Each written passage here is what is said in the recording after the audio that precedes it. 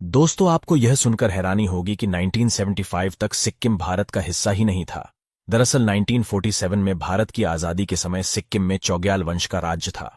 वल्लभ भाई पटेल चाहते थे कि सिक्किम को उसी समय भारत का हिस्सा बना लिया जाए, लेकिन जवाहरलाल नेहरू को लगता था कि इस फैसले से चाइना गुस्सा हो जाएगा। इसलिए 1950 में एक एग्रीमेंट के तहत सिक्किम को इंडिया का प्रोटेक्टोरेट बनाया गया।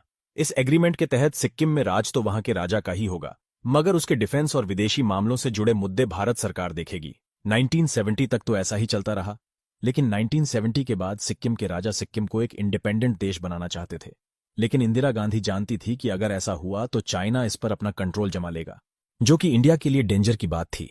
इसलिए 1973 में इंदिरा गांधी ने इंडियन आर्मी को सिक्किम भेजा और वहां के गैंगटॉक शहर और राजभवन पर कब्जा कर लिया।